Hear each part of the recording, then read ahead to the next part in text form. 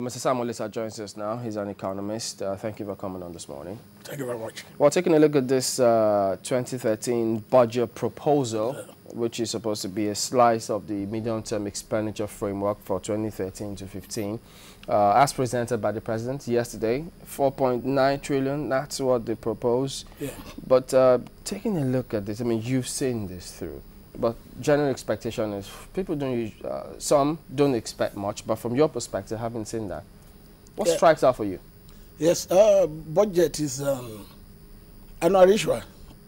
You know, like usual, the budget is an appropriation bill as presented to the National Assembly, in which the government intends to spend 4.92 trillion, which is slightly above last year's budget of 4.7 trillion. The major highlights of the budget is the benchmark of $75 per barrel, then the implicit exchange rate, because I try to calculate it. There is an intention to stabilize the exchange rate around 156 naira, because by the conversion, you said the total revenue is about 10.8 trillion naira, and we're looking at assumption of 2.53 million barrels per day at $75. Then we are looking at $69 billion, then conversion to 10.8 billion. So the implicit exchange rate is about 156, 0.5. So those are the major assumptions of the budget. Then when you now look at the sectorial allocation, education, top the list this year, 2013, as against this year.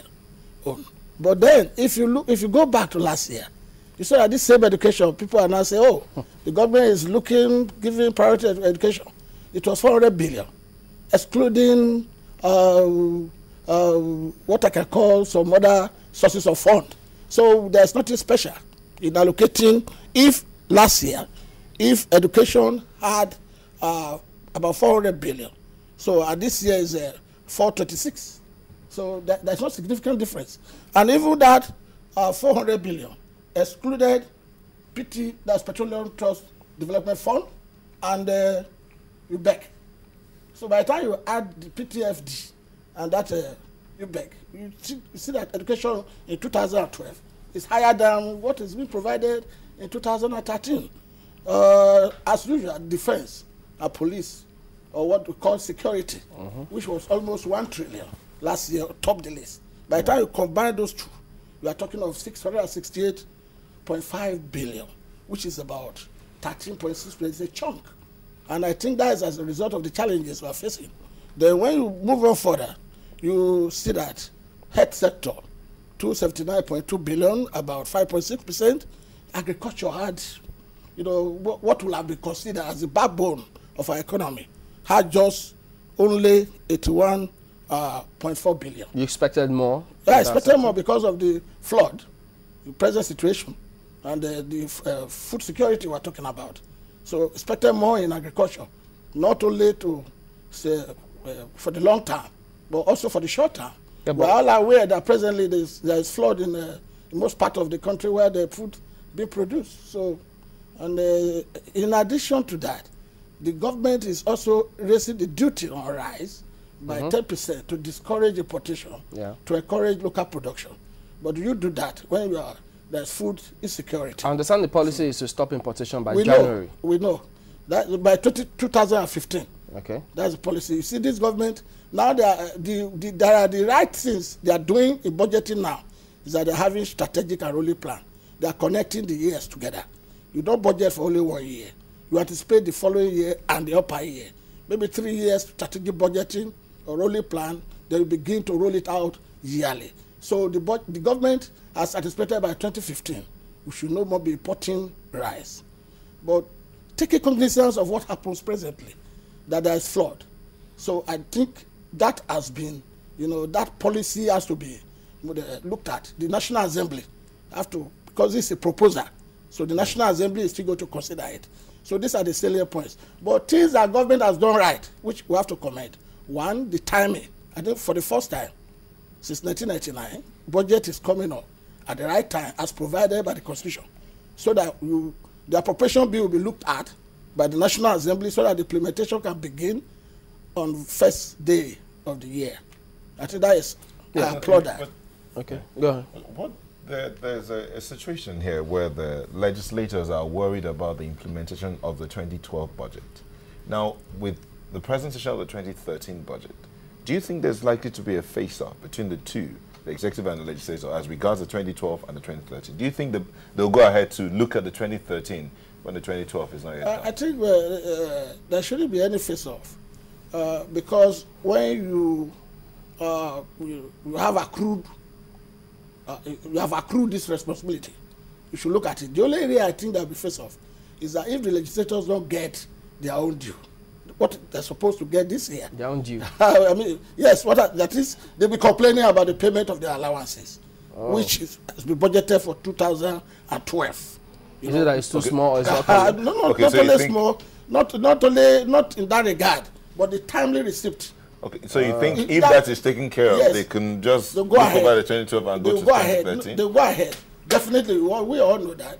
But then, this budget, Nigeria, if you look at the budgeting system, we have one of the best in the world. But the problem we have in this country is implementation. You know, recently, it amazes me as an economist. When you have a budget and the minister is saying that he has implemented it, so percentage, and the legislation is saying no, that there's disagreement, the man on the street should be asked, did you feel the impact of the budget? Budgeting and spending in any economy, in any country, should be focused at when the welfare of at least one person improved over that of last year. That is ceteris paribus, holding other factors constant. An additional person at least has improvement in the welfare. Then you can now look at that the budget is being implemented properly. However, in Nigeria, we always come out with good figures, we spread it, but implementation, who monitors? How do we monitor it? That is the question. Is it properly implemented? If, for example, this 2013, they are giving women, I think, additional 35% of all the contracts will be awarded. That is good. So we are promoting gender, you know. But then, which woman do you disburse, do you give that contract? Is this somebody who who is competent, or somebody who will take the contract and sell it, and the chains of middlemen selling contract will be so long that the actual money going into the implementation of that budget will bring a substandard implementation? Those are the questions which you ask. Let us also look at, some of the key assumptions. When you were reeling them out, the assumption of, $75 per barrel with producing 2.53 million barrels per day. Yeah. Do you think that is realistic? I think so. Left for me, even I think the government should go lower in the benchmark. Lower? Yes. It's maybe go to around 60. Whoa, so that, yes, because of the volatility of the oil market, then plus or minus $40 per barrel. That is, in other words, I'll be selling $100, between $90 $100, plus or minus. So whatever excess comes, we go into our sovereign fund. You keep for the rainy day. Well, you've seen the controversy with that sovereign wealth fund. Yes, the National Assembly, they wanted 80. And we all know why. Because they wanted more revenue.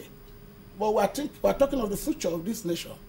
Kuwait, 3 years ago, had sovereign wealth of about $200 billion. As at August 31st this year, it has been built up to $600 billion. In other words, if oil dries up, for the next 100 years, nobody will suffer hunger in Kuwait. Are we thinking in that line in Nigeria? There was a time they shared excess crude. This is, for God's sake, this is the future of this country.